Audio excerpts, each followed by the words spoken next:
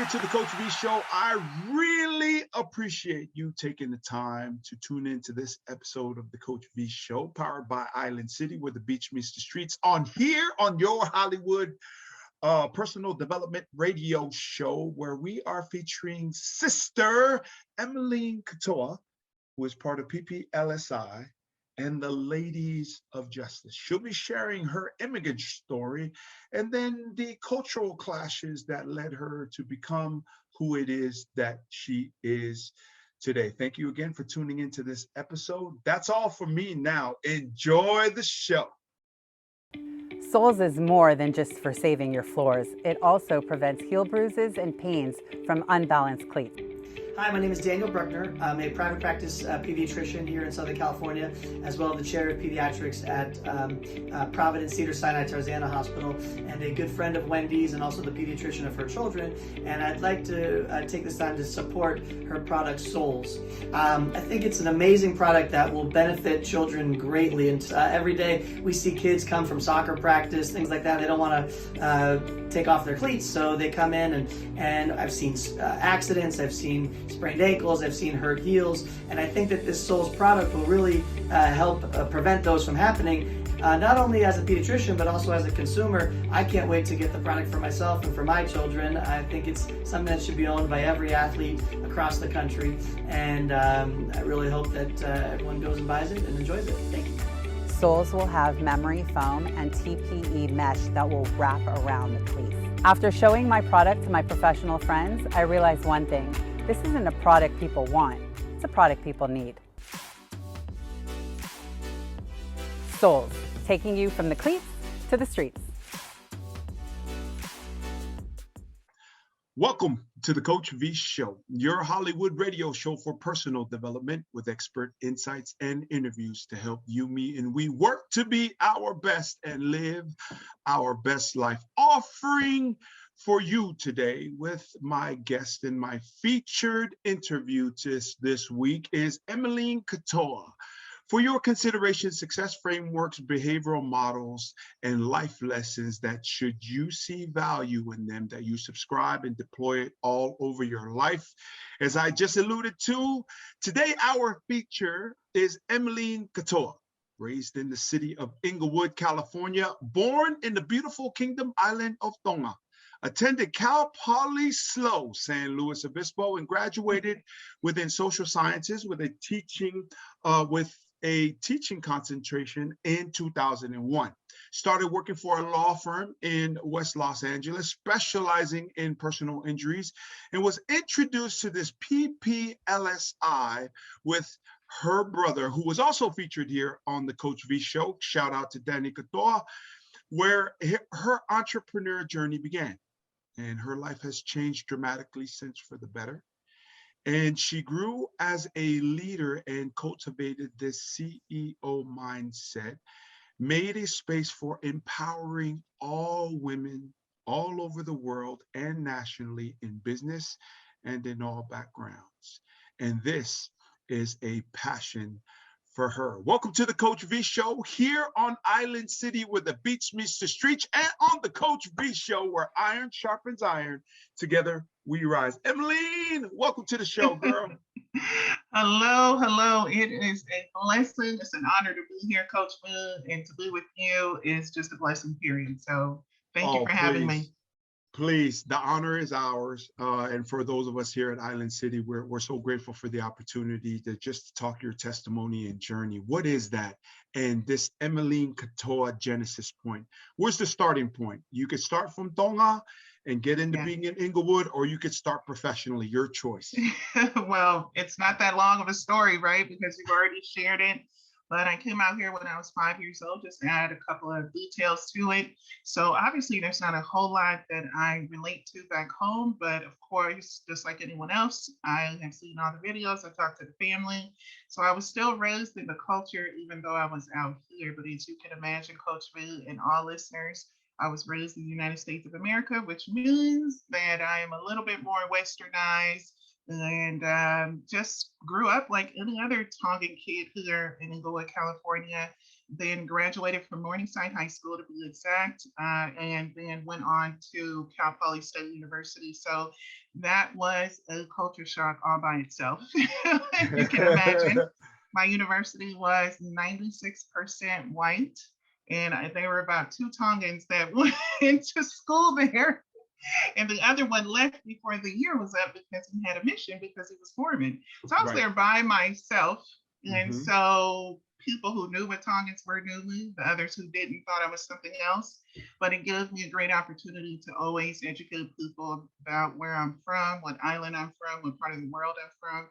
So I did enjoy that. But fast forwarded to today, here we are professionally. I get to meet you. And if I weren't in this realm, I probably would even be here in this talk show with you. So very grateful for the entrepreneur journey. I'm grateful for the professional journey that I've been able to take, but that would not have been possible if I didn't have a job. So it was because of my job that I became open-minded to actually working for myself. And ironically, that's what we market our legal plans, but I used to work for a law firm. So I had both ends of the spectrum. I had the experience behind the office where I understood the need and how much work it took to take care of people. And then, of course, understanding what it takes to be an entrepreneur, to work for yourself, made me respect both places. So hopefully that makes a little bit of sense, but. Oh, a lot of sense, a lot of Let's start with the culture clash and the effort into having really no choice for both of us, coming to a country that was not ours, and it's either sink or swim. What are the life lessons that you could share about those people currently that are going through a transition, either in life, leadership, or business, or culturally, like you and I did, of trying to figure out a new geographic region? What are the norms? What are the standards, expectations? How do you even start in a new place? And then from you going from the islands to Inglewood, right?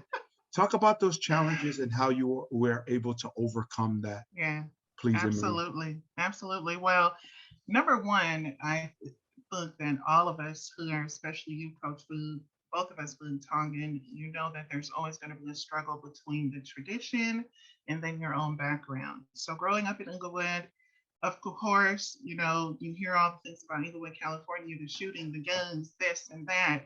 But I had no time to be involved in that because my parents are Tongan, you know, and they were like super traditional. So if I even wanted to get involved with that kind of stuff, I'd probably get whooped. But and so it didn't matter what was in my environment. My culture was so strong that it kept me out of trouble, if that even makes sense, right? And my parents were so disciplined with us that it didn't matter what community I grew up in. So I have a very loving memory of Inglewood, California, even though I was very aware of the environment I grew up in. My home life was so strong, so structured that whatever I saw at home, at school, you couldn't come and bring that back home. That's how my parents, and especially my mom, was with us. So I have to clash more with trying to find myself as a young Tongan American woman. Trying to have the individual identity was tough, breaking away from the culture. That's where my clash was, because socially, socially as far as Inglewood, that didn't bother me as much as me trying to be this person. So I'll give you an example, Coach Booth. When I wanted to go to school, I went and told my parents, oh, I got accepted to this university and it's, 300 miles away from here. And my mom immediately said no. Right. So this is culture clash number one. It's the best example. She said, there are 1 million universities here in Los Angeles. Why do you want to leave our city and leave us to go 300 miles from here? We don't know where you're going to be, who's going to feed you, how you're going to be, what's going to happen to you.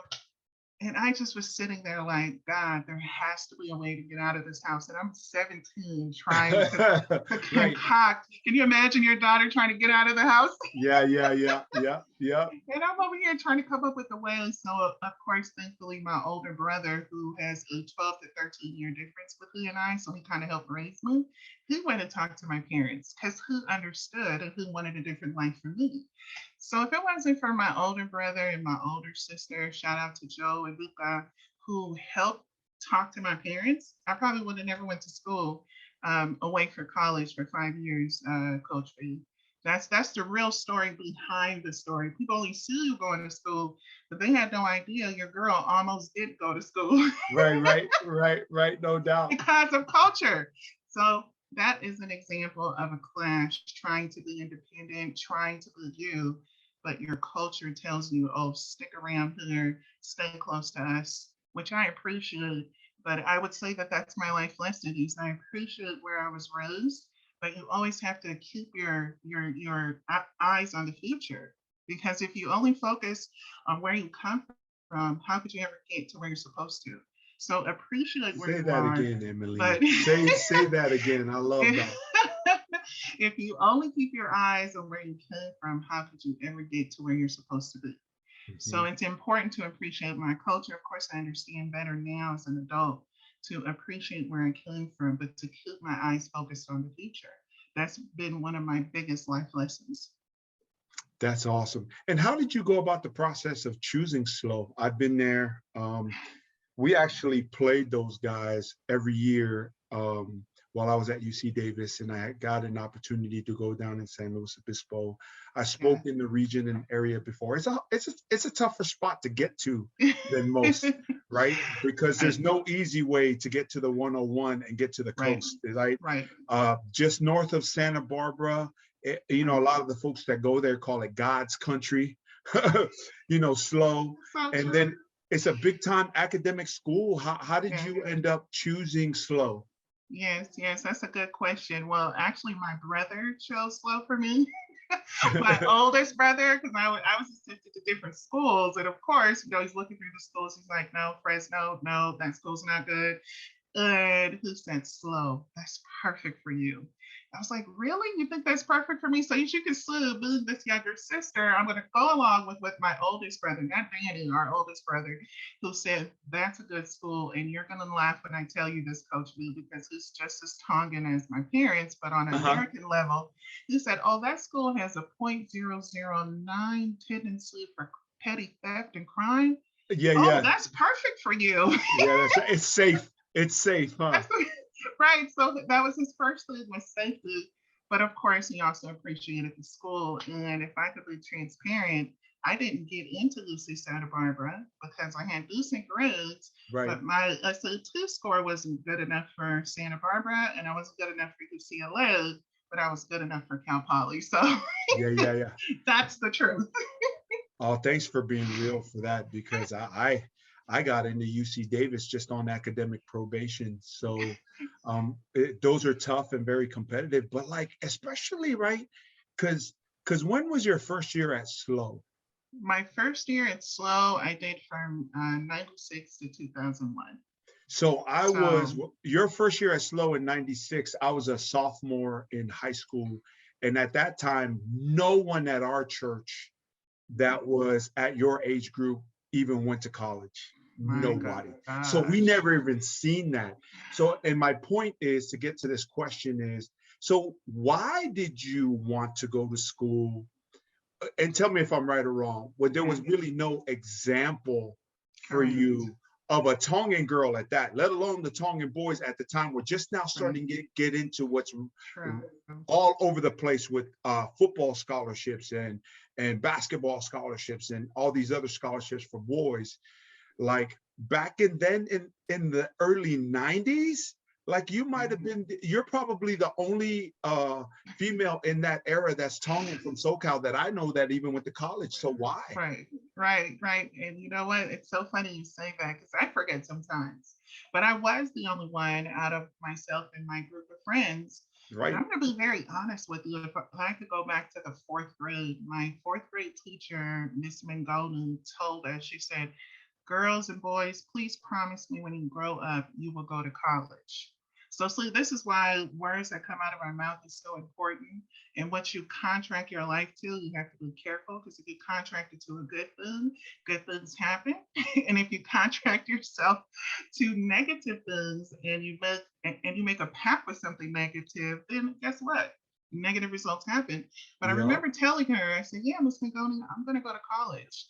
And I think it just stuck in my head that by the time I was 17 years old, looking around me, seeing what was happening in my community, some of the people I'd grown up with started dying because of, violence and Hmm. guns. So that was a little bit of a wake up call. Then I saw that a lot of my cousins didn't want to go to college, right? Hmm. Which there's Hmm. nothing wrong with that.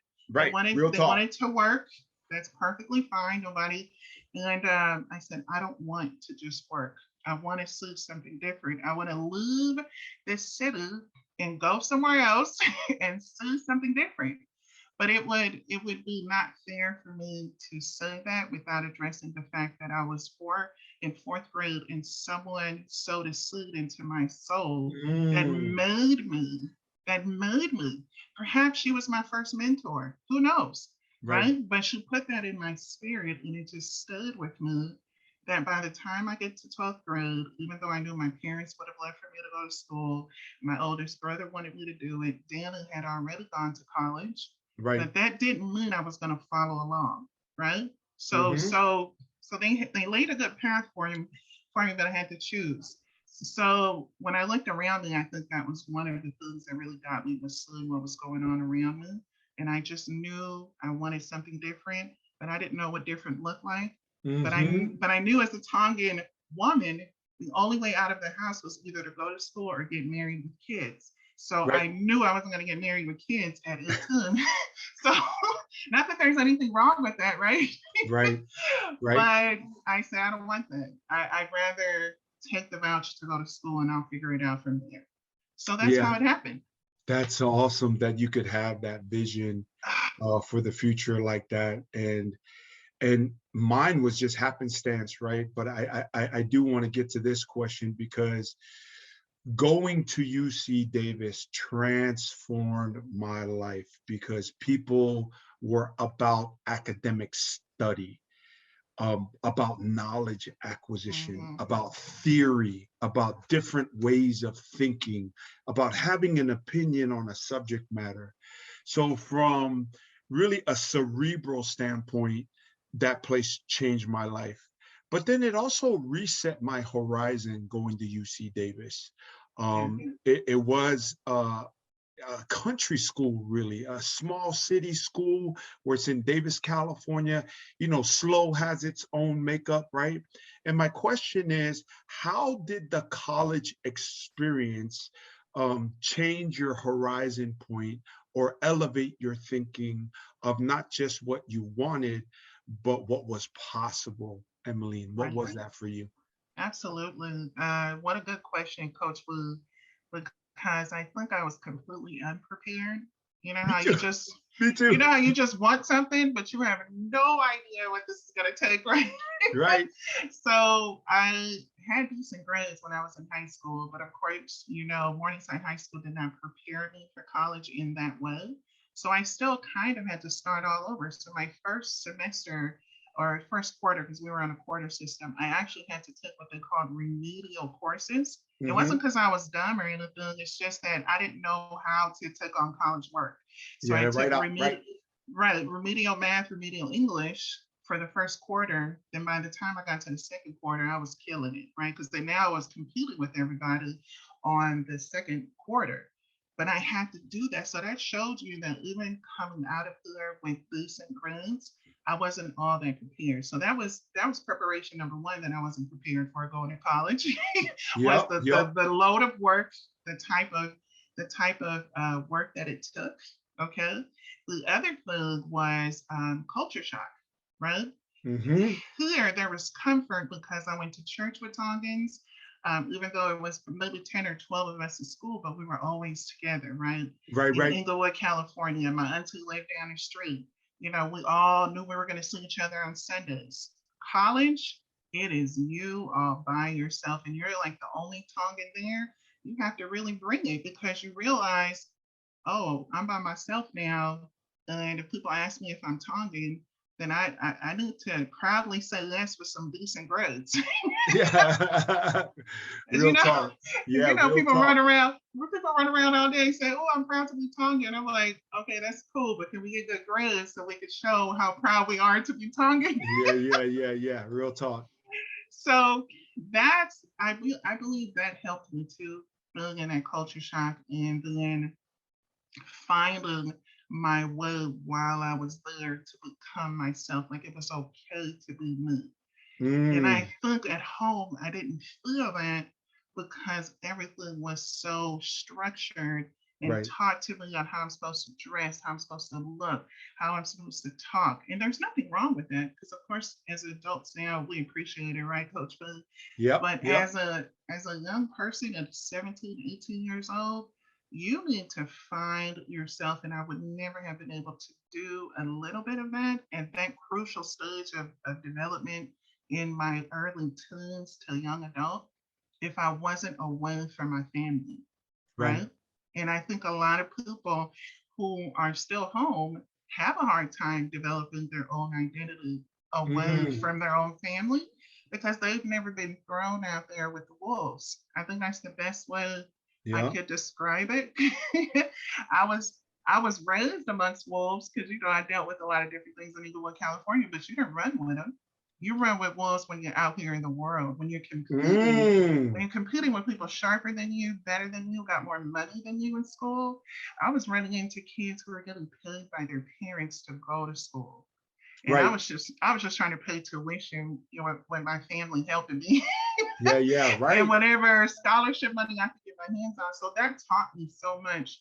And I would never have been able to learn these crucial things if I was just here in LA, if that even makes sense. Hopefully that answered a little No, bit. that's absolutely true. I mean, I was shocked, Emily, because I came from, not only was I a mediocre student in high school and just got by because I showed up every day and just did mediocre stuff. The teachers loved me, and I was able to get a B plus in my grades, right? But when you talk about the quarter system and coming from junior, I even went to junior college. That didn't prepare me because I was the same laxed approach, right? Man, I showed up to a class because it's 12 weeks is a quarter system, but usually by week 3 they call it a midterm. And Mm-hmm. even though we haven't been midway through, I was like, what is everybody doing with these little blue books? It's like, oh, we got a midterm today. A midterm? We're only 3 weeks into school. I haven't even bought my books yet, Emily, because I was just this jock. I was this 23-year-old sophomore. And when you talk about that, what I call academic rigor, so the tempo and the timing of crunching 26 Oh weeks my of a gosh. semester into 12 weeks, which is really like 10 and a half weeks with some downtime and then finals week on the 12th week, that whipped my ass because I just didn't have the discipline to get after it according to that tempo. And then when you say become me, because the Tongan tradition, as amazing, marvelous, and Yeah. great the Tongan tradition is, it is not about the individual. It is Yeah. about we, collective, family, obligation, responsibility, and accountability to help everyone else around us with negating ourselves. Come on, right? That's what college Oh my taught me, gosh. right? Right? So in that, and then so coming out, and then now, and you were so fortunate, right? Because Danny's at UH balling on Right. scholarship, right? Your older brothers and sisters have been an example, Yeah. right? Yeah. And here I go. I mean, I didn't have anybody to talk to, and then we realized then what you and I have known since then is like, I guess I better do something about this. Because ain't nobody helping. Nobody cares if Right. you got clean clothes. Nobody even gives a damn about what you wear, right? Nope. Like style and fashion of Southern Cal on an academic campus when you're on campus Oh trying to my grind, gosh. only matters is that you study, you prepare, and you're ready to take the test of life, leadership, and business while in college, right? When I say that, true or not true, and what are your thoughts? Man, you just said a whole lot right there, because that's pretty much describing me, right? And so there were some things that kept me motivated, that my brother told me not to come home unless I graduate, right? But of course, that doesn't mean I'm going to listen to him. But Hmm. those Hmm. words resonated with me because my family helped to put me through school. I had some scholarship money, but I didn't have the whole thing covered. Yeah. So I was so fortunate to get that financial support from them, even while I was looking for money on my own, right? Yeah. But one of the things that he said that resonated, he said, "Don't come back till you're done." So Say that again. don't Say come that back again. till you're done. That's right. And those are all the private conversations. This is all the one-on-ones, him pouring into me, because that's not something my dad could tell me, Coach Boo. My dad loved me. He did not want me to leave him. He didn't Uh-huh. want me to Uh-huh. leave this house. He wanted to keep me with him as long as he possibly could. Right. And my dad cried when I told him I wanted to go to school. And as we were getting closer to me leaving, because my mom is super OG, she didn't even crack a tear or anything, Coach Boo. It was just no, she's like, she needs to be strong. So I'm not going to show her too much emotion. But my dad was so emotional about me leaving. So my brother had to step in and fill in for these places and tell me, don't come back till you're done. Don't worry about money, because that was another thing I was worried about. And by that time, my brother had a great job. My sister had a good job. So they were able to kind of, help my parents in a good way, and also support me to go to school. So I was so Right. incredibly fortunate, but they supported me because I wanted to do it, Yeah. Yeah. right? I'm Yeah. sure more Tongan kids will go to school and their parents and their families would support them if they would get up and go. But that it doesn't always work that way. So while I was at school, those are things I remember. Don't come back till you're done. And that kept me going through the tough times. And as far as like what I wore and different things like that, I knew I could, there were rich people there. I couldn't look like that. I had to do the best with what I had. Look at Yeah. my Yeah. Yep. hair. Yep. You know what I mean? Yep. Your Real hair talk. is big. You got to figure it out. You can't get it done like Susie. You got to do that yourself. Yeah, that's real. That's real talk. That's real talk. And one of the things that really hit me as well, as much as I enjoyed this new adventure of not knowing, to having to take care of myself, to not having to go to church, right? Like those are things when I was on my own, and I was older, right? I was 23 years old, but mentally I was still like 15. I just wasn't at that maturity level, but boy, did I appreciate home more because I went to college.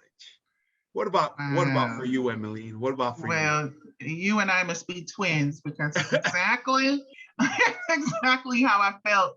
As a matter of fact, Coach Wood, my parents were so involved in ministry. I told myself when I was 18, I was a 17, when I knew I was going to go to college, I said I would never go to church again. Right, right, right, right, I right, said, as soon as right. I get out of here, I will never go to another church service again unless I want to. So you can imagine my mom would call me every week and say, "What are you doing?" I said, "Oh, I'm just over here doing homework." Said, "Did you go to church?" I'm like, kind of. She's like, "Don't lie to me." But my point is, it wasn't even about the church. It was about the independence of being able to choose whether Hmm. to go or not. Because for so long, I associated good girls with going to church. Right, That right, that that people who didn't go to church were bad. Like right. how is Real that talk. how is that even right? That's not even Real right for talk. God, That's right? real talk. And I'm like, oh man, so many things I was able to decide for myself, including my own walk with God. I found a family, a spiritual family that fit me perfectly while I was there. And it wasn't what I was used to here in LA, right? How I was raised. So yeah, eventually I found God, but I was able to do it on my own without the pressure of culture. And I Mm, and I realized too that part of the reason why we don't have the personal relationship, and I'll speak for myself, is because I was too busy doing it culturally instead of having a relationship personally, if that makes sense. amen. I That's got real that in talk. college. Yeah, that's real talk. Oh my gosh, Emily, you're gonna laugh, right? But so I love Tongan food, but only certain Tongan food, right? So, but like some lupulu and some kumala is my jam. Let me tell you, I hate curry. My first week at school was like, man, I wish I had some of my mom's curry right now. And that I never ate. That I never ate. I'd make a grilled cheese and eat some cereal before I ate some freaking chicken curry. But especially us back then, because we had chicken everything, chicken barbecue, Right. fried chicken, baked chicken, chicken curry, chicken everything. I just was so tired of chicken. And in my first week, man, I'm like sitting there in the corner, just kind of like tearing, just like, man, I would eat some curry and rice right now. And I took it for granted when it was right in front of me. Come on, Emeline. Anything else? Anything else you want to share? I'll be very honest with you. That's exactly what I was doing, was appreciating my family, because in college you have to make that money stretch. So from Monday through Friday, I wouldn't eat out unless I had something left over for the weekend. And eating out was like going to Carl's Jr. Right. It wasn't like, sit down restaurant and order whatever you want. No, not that. Kids do that today. Back then, that was eating out for me. But I remember eating rice with salad and thinking that was good that night, right? Yep. Now I look back, I'm like, damn, I need to go back and eat like that so I could lose, 50 pounds just eating like that again. Real talk. But see, people don't know, Coach V. This is what our kids miss out on, and I can speak for just me growing up Tongan. If I didn't move away to experience that, I would not even know how to even be an entrepreneur today, how to go without for a little bit. And a lot of our children today, even growing up in our beautiful culture, we really don't know how to go without, because we always have who?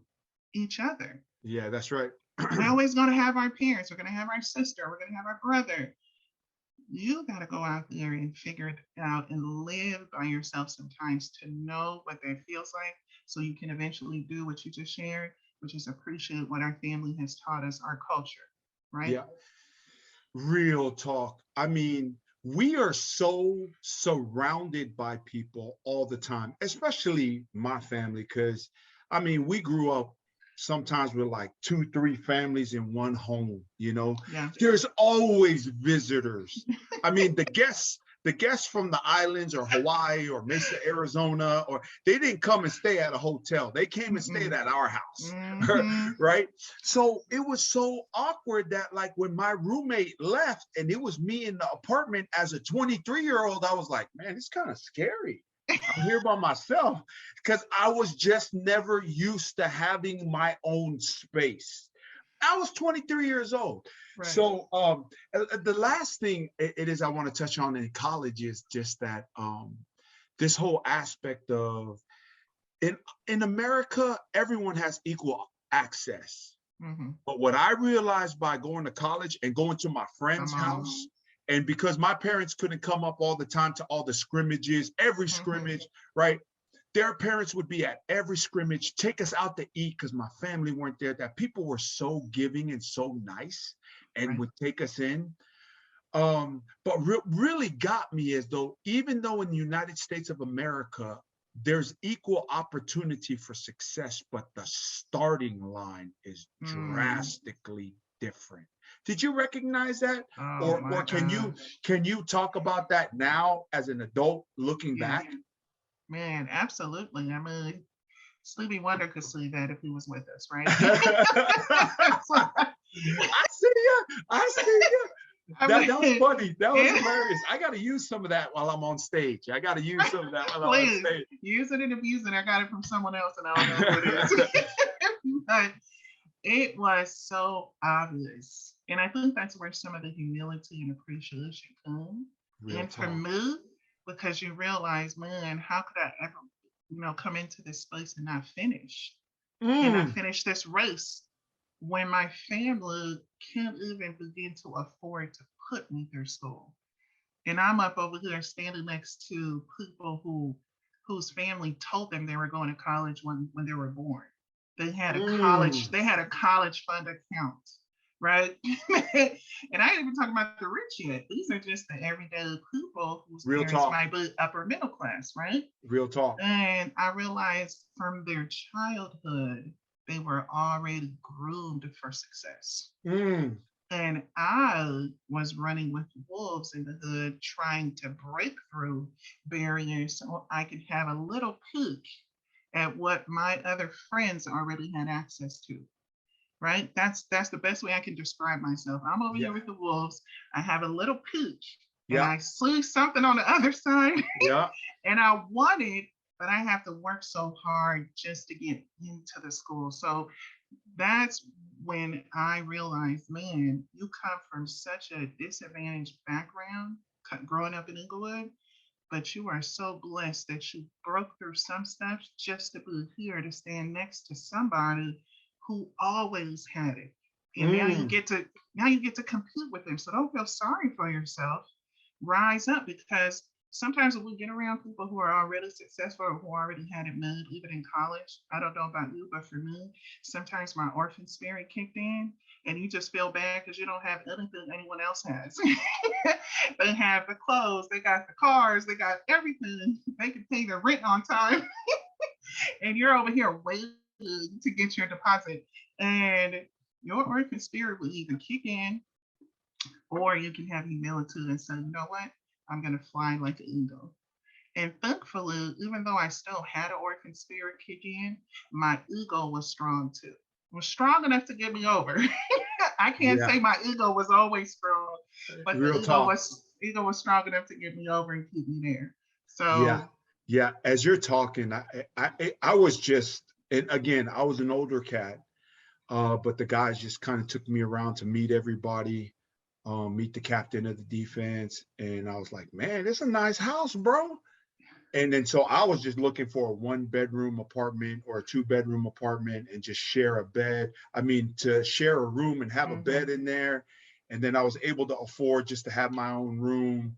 And they're like, oh yeah, man, this house is nice. My parents bought it, and then we're just all renting. And I was like, wait, your parents just went up and bought you a house? Yeah. So this is my parents' house. That this is just like our fourth property, and they just thought it was a good investment. And I was just like, good for you. And like you, I did go, man, that's amazing. Good man, they're lucky. And then really quickly it switched that, like, okay, this is the parent I'm gonna be come for on. my kids. Like when my kids go to college, I'm going to be like, oh yeah, we're just going to get you a crib, and you and your friends move in there, and then you guys will just take care of the mortgage during your 4 or 5 years there, and then we'll sell the house. It's just going to be a great investment, right? But coming from a family who didn't even own a house, right? Never, always rented, right? And there's nothing wrong with that. That was just our experience. And my parents did a phenomenal, it was a miracle. It was a miracle looking back at our parents, right? The way it is that they navigated this country and made the bill. Oh my goodness. They were, and I tell my son and daughter every day, I'm the father I am today because my father was never that father to me, but he did the things that put me here, right? Anything else on college? Thanks for letting me share that, because that was eye-opening for me. I was like, and not just like one of the guys on the team. It's like 40 guys or so on a 100-person team. The boys are just living with them and renting out a room because the parents decided to buy a house. And they were so awesome to me, the parents. They'd be like, hey, V, did your parents come to the scrimmage? Oh no, they didn't come. They're gonna come to the game one. It's like, hey, you going anywhere? You want to come to dinner with us? Wow. You know, people, God's amazing grace of the people that I met, that I didn't have nobody to do that for me, but then they did that for me. Any experiences like that for you? And we'll move on from college. Absolutely. No, I appreciate you even bringing this up, because this was a part of my journey that helped me be who I am today. Right. Sometimes we forget because we don't talk about the sacrifices during those times. But I will be very honest with you. I had some angelic hosts here on earth.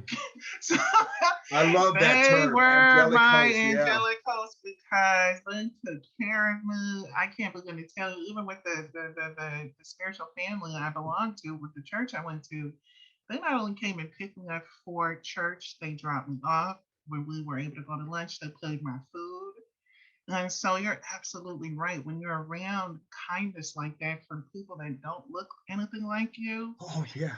you know, and they don't want nothing from you. That was another thing, because usually people want something from you in our culture, right? If I do this for you, you're going to do this for me. And there's nothing wrong with that fair exchange of reciprocity. But Mm. man, there's no freedom in that. Freedom, Mm. freedom is when you can do something for someone and they don't even know you did it for them. Freedom is when you can do something for a person and you don't make them feel bad because you went out of your way for them. Oh. And I just remember feeling guilty when I didn't All do you something for Tongans that are somebody. listening, take notes here. All the Tongans listening here, please, and any other people. It's not a cultural Tongan thing, but I It's think for some all people just kind of cultures. roll like this. Take notes from Emeline here. Go ahead, Oh Emeline. man, I'm just sharing my heart. Like I remember those moments, and I just saying, God, there's people like this around that don't That's want right. anything from me.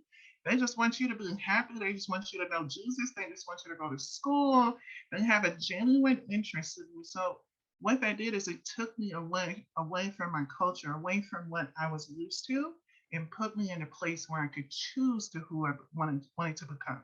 Because I didn't want people to feel guilty around me. But how would you know not to make people feel guilty if you don't get around people who don't make you feel That's guilty? right. So That's sometimes we have this repetitive culture or generational curse that just keeps happening to us because we're never around people who are free. We're only around people that we've always known. And then I'm sorry, but you can't become more with people that you've always known, right? I mean, okay, I'm probably saying too much, but no. Go ahead, please. Yeah, that's finish. that that was my experience. And I had those people in my life, but that's what they did for me. Of course it felt good to be treated that way at that time, but in looking back in retrospect, I said, man, I'm gonna be that for someone. I want to do things for people that can never pay me back. I want to do stuff for people who don't know me, but I'm kind to them. You know what I'm saying? Now, because I Right. now get to choose how I want to do stuff. And I don't think that would ever have happened if I stayed here and I was only with my family. How would I ever know the difference? That's right. So, Yeah, right. It because you have a starting point that is your reference point in your everyday that's today. That doesn't mean that there's a different perspective out there for consideration, right? And there are so many different things, and it's interesting in our most luxurious travels. My perspective still is that, oh, this is all awesome, but my real life back at home that we're taking a vacation from is pretty dang amazing. My everyday is amazing, right? But then I also realized that at these luxury destinations, whether it's in the Bahamas or Maui or right. the Mexican Riviera on the west side of Mexico, that we've Mhm. been to these amazing cities, is that right next to amazing cities and flourishing um, resorts is the hood. Everywhere I go, whether that's in the Bingo. Bahamas or right, it's like right next to Pomona, where I grew up, is a suburb called Claremont, and then now it's called Chino Hills or Wow. Diamond Bar, like all those cities. Like Rancho Cucamonga was nothing when I was growing up, right? Chino Hills was Wow. nothing when I was growing up, right?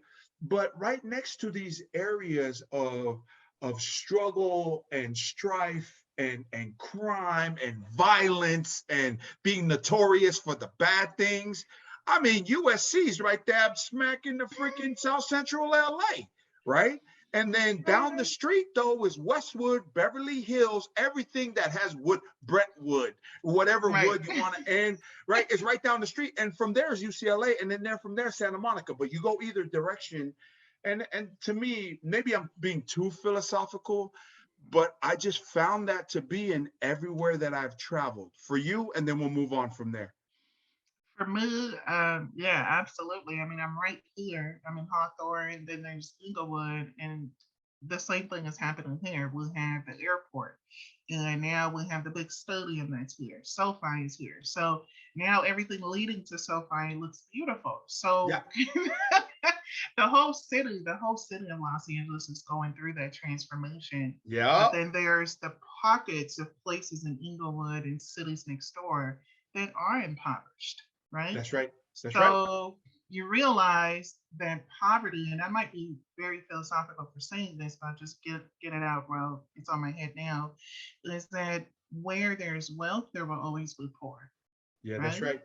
That's Where right. there's wealth, there's always, because the Bible even talks about that, not being religious, but the poor will always be amongst us.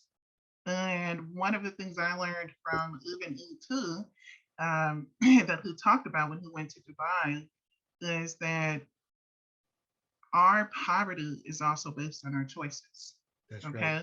Of course, it's based on our choices because there are people who are very successful that live right there in a city that has a tremendous amount of poverty. So we have to ask ourselves, why are they impoverished? And this person is living successfully. They're both human. We all have blood running through our veins, but perhaps the choices and decisions that the more thriving, successful person has made were very different from the person who just looks stuck. Yeah. And it's not always financial that we're stuck. We could just be Mm. stuck. We can just be stuck in relationships, stuck in our jobs, stuck somewhere, and people could just feel that you're not happy or you're not thriving. There's just something about you that's not moving forward. That can be impoverished too. So Real talk. at that you brought me back to the Bible on that one because I thought to myself, man, where they are wealthy, there will always be poor. That's right. No, that's real talk. And I will say this as we move on forward, and we're going to get to this question is through those experiences, and we're going to get to PPLSI here too. Um, Before we get to the question of what your message is to the world, I would like to say this. If you think poor in America is poor, you're correct. But the poor in other countries, Ooh. oh my goodness. Ah, man. So some of the places that we've been to, like I said, it's like right next to the resort. It's like this, you go 1 mile down or 3/4 of a mile, and you're like, wow, like this is slums. And those slum cities go on for miles. So just for all of us, just to be grateful. I'm not saying to be content. Yeah. And I love what you're talking about, our choices, because choices have consequences and decisions determine destiny. But in that, as we get into that, and before we get into the professional realm, what you're doing now, what you would like to promote, how do people connect with you, is what is Emeline Katoa's message to the world? What's your message to the world? Absolutely. Well, I think if we can bottle up what we just talked about, it is the most perfect message. But I would say that one of my favorite quotes is, if it's to be, it's up to me, right? Mm, If it's to be, it's up to me. And before Coach Boo, that used to be all about me, like what I did, mm, when I got up, when I did this, when it was all about me. But today, when I say it, if it's to be, it's up to me. It's involving people, right? So, so whatever I'm on a quest to do right now, I'm doing it with people. I'm doing it with right. a team, and I realize that whoever God gives me to work with, my job is to also be a shepherd, right? To take care of them.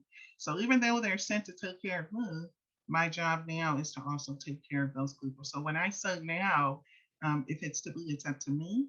I realize that it's not just um, them being here for me. I'm there for them as well.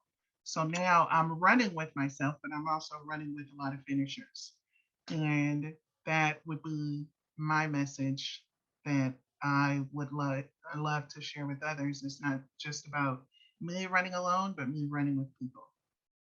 That's awesome. I love that. In that, how do people get a hold of you, and what are the current projects that you'd like to promote? Absolutely, and thank you for that. Actually, Katoa 5 on Instagram is the best way to get a hold of me. I do Facebook, but I'm mostly on on Instagram as well. So I love Instagram. You can DM me there. You could comment, follow me on there. I'm very consistent about putting out content. And one of the biggest things that I've become involved with is also our women's movement called Ladies of Justice, which is connected to our 50-year-old PPLSI company that's been around for 50 years, but our movement is 4 years old. And so I specialize in women empowerment, helping women work from home, helping women find their voice, helping women believe in themselves. And so that's been a more of a mission orientation that I've had to take on that project for the last 2 years. And we're connected to PPLSI, which I'll talk a little bit about, but we offer two branches, which is legal and ID Shield. And so we help small businesses and companies protect themselves with the legal plan and identity theft protection through our experts. So that's what we do. That's awesome. And then how do people get a hold of you? Katoa5 on IG, right? Because I'm following you on IG, and am I able to get my number on here as well? Or, yeah, you can. Yeah, it's up to you. If you want to text me, go ahead. It's also on social media as well. By 310-346-6820. And if you want to email me, it's katoa5@gmail.com, the number 5. Those are the best ways to get a hold of me. Texting is probably best. I'm not a millennial, but I do text a lot. That's awesome. Let's go shout outs. Yeah. What are your shout outs on here on the Coach V show? Man. First of all, shout out to Coach V for having me here. That's number one. Our pleasure. But absolutely appreciate the blessing of God bringing me into this platform. And just thank God for all that He's done for me, my family, my brother Joe, my sister Vita, my mom, who's still here, Emma, the triple OG. So we jokingly say that about her, but she's the sweetest lady. My mom is 83 years old. My dad has passed on. I have a little brother, John, and of course, my amazing brother and mentor, Danny. And then we have a lot of different friends. I have all my awesome cousins. Hopefully they're going to be listening on here. But I have some great mentors that I was raised with, Kevin Mack, Darnell Self, who are huge in the industry and in our company. And they pretty much raised me in this business. And then most recently, my woman mentor is Elizabeth Gardner. So shout out to her as well. But I don't want to go through a laundry list here of people, but thank you for allowing me to share, Coach B. No, that's awesome. So welcome everybody. If you're just tuning in or watching the playback here, we are on with the PPLSI and the Ladies of Justice leader, Emeline Katoa. And she has been sharing her life story from coming here at that early age and being in Inglewood, California, attending Cal Poly SLO, and some life lessons and some behavioral models for all of you to consider in what you do in terms of life, leadership, and business. At this portion of the show, we're going to put Emeline on the Coach V hot seat. We're just going to talk about phrases and we're going to talk about some sports, but we're going to start first with foodie. So the new SoFi is out, right? And then let's talk about food. What are the top 3 foodie places that when Coach V and the fam are in Hawthorne, the 310 area code area, that we have to go eat at? Where is that? Man, well, you already know I should have been Mexican because that's my other race that I think I would have chose because I love Mexican food. Ted's Tacos would be a place that I would tell you to go to. Ted's Tacos, where's that at? That's actually located on Hawthorne Boulevard, on the corner of Hawthorne Boulevard and Imperial. Oh, yeah. And then there is another taco place that Danny goes to as well. It's located on Imperial. I took that back. It's located on Imperial in Hawthorne Boulevard, Ted Tacos. And then the other one is on Imperial and Freeman. Okay. And that's not a Ted Taco. I forgot what it's called, but it's right there on the corner. And they have the best tacos. And those would be my 2 recommendations. And then my 3rd recommendation would be to get fish from another Mexican restaurant. I'm sorry, you guys. That's all good. No, We love Mexican. What's the third spot? The third spot is called Escondido, which my family does love to go to, but they make the best grilled fish. Oh my gosh. Don't do the fried.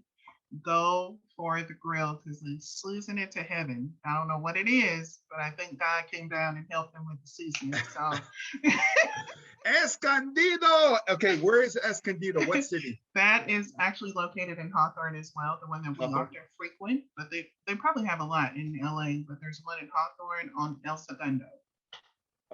I left my wallet in El Segundo. There you go. Oh yeah, let's go. Right. Okay. The grilled fish. Let's go. What is Emeline's top preference for Tongan food? Oh man, I'm just like you. I love the lu. The lupulu is my favorite, and second to that is fish. Any kind of fish. I don't care what it is. Nice. Okay, let's talk. Are you a Laker fan? Of course. What's Absolutely. the issue with our Lakers? Oh my goodness. Man. Do they have a chance next year to get back on track? What do the Lakers need to do to get back on track? Of course, there's always a chance because Kobe's in heaven. So there might be some supernatural interventions going on. We need it since we're sitting at home right now watching the playoffs, watching everybody else play in the playoffs. Oh my goodness. So yes, I haven't kept up with everything, but yeah, we definitely need some help. We need some help. I'm going to be praying for our Lakers a whole lot more. So for all my Laker haters, it's okay. Jesus got our back. I love that. We're not going to take a sports approach to the Lakers. We're going to take a prayer approach for the Lakers, which is probably what we need more than drafting or letting people go on the team. We need some prayer. We need some serious prayer. Let's say this. Let's talk about there's money in the transaction, but the wealth is in the relationships. When I say that, Coach V quote, you've heard it before. Mm-hmm. What are your thoughts on that quote? I immediately think this because I have learned that wealth is not just financial, wealth is also relational. So there are relationships that are going to get us through the door of big things that you would not be able to do by yourself. No matter how rich or wealthy or powerful you are, you still have to be able to develop great relationships that open up the door.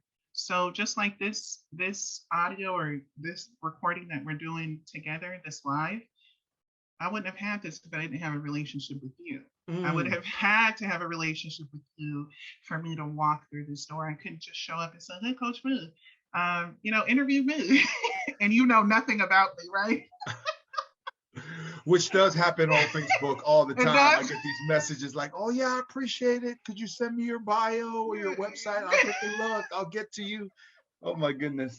It's all good though. I get it. Right. Take the class first, folks. Take Coach Lee's class first, and then maybe.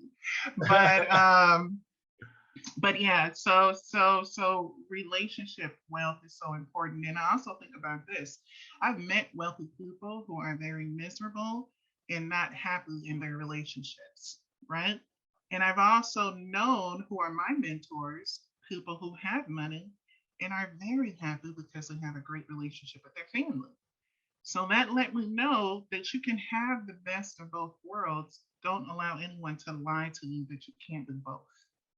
Because it's possible to be relationally wealthy and to also be financially wealthy. That's what comes to me when you said that. Okay. And you've heard this before: mindset, emotional intelligence, performance, perspective, and effective communication. Of those 5 phases it is that you've been around me. We talk, coach, teach, and train about this stuff all the time. What has been the main thing for you in terms of those 5 components or phases of life leadership in business that is demanded by life leadership in business?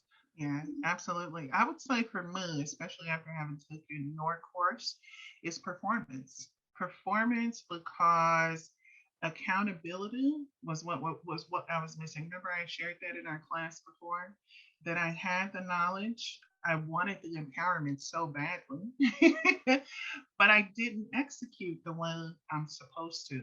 And that forced me to look more into my daily habits. What am I doing on a day-to-day basis? So I know for sure performance is the biggest one that stands out for me, especially during this journey where I have to almost reinvent myself, because whoever I was 10 years ago, that's not who I am right now. And I can't keep sounding the same 10 years later to the same group of people who are loyal to work with me. And I think that's a big issue even with entrepreneurs because we are not reinventing ourselves, and we won't even go to a coaching class with you, but we want to make all this money. So it doesn't make any sense. Anyways, that's probably something totally different, but I'll turn it back to you. Yeah. And then for you, Emeline, what are your greatest challenges and what are your solutions to resolve those challenges in your leadership and your business? Yeah. To be honest, if I could just be quite honest, my challenge is not in leadership, it's in my belief in myself. Mm. Because I'm naturally a servant leader. I'm naturally a great support to the people I work with. But I did not have the belief in myself to see that I can climb Mount Everest, so to speak. Mm-hmm.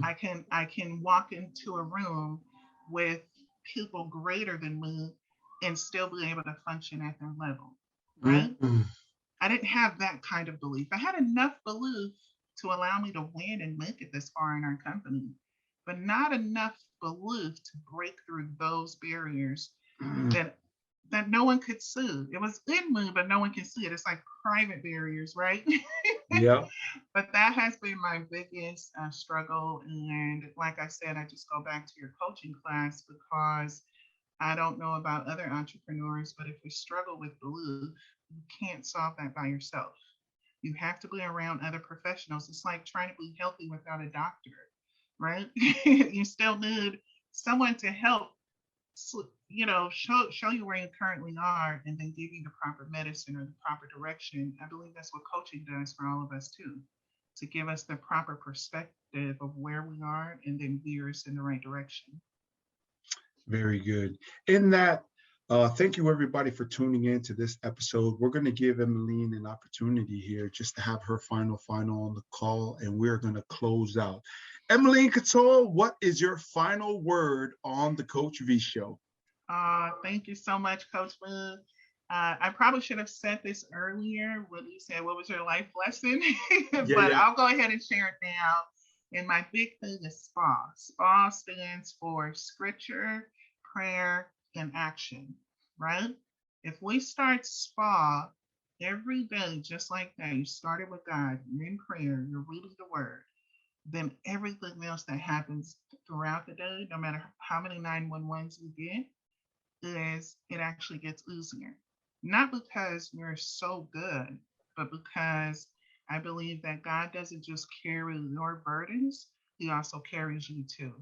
So anytime we want to do something great in life, don't neglect that first 15, 20 minutes we spend with Him, right? If that's the thing. For some people, it might be meditation, it might be getting up and taking a 15-minute walk or whatever it is, or just 15 minutes in silence. But I call it SPA, scripture, prayer, and action. And I believe we can go far in life if we just have those three things in play, right? And action stands for when you read, what are you getting from it and how can you apply it that day? That is an awesome final for here on the Coach V Show. Thank you, Emeline, for coming on the show. And for everybody that tunes in every Motivation Monday, thank you for taking this journey with me and with all of our featured guests to tune in, to work to be your best and live your best life. Because really, that's why Emeline and I are here on the show, is that, not just for the sake of just success, but the sake of being your best.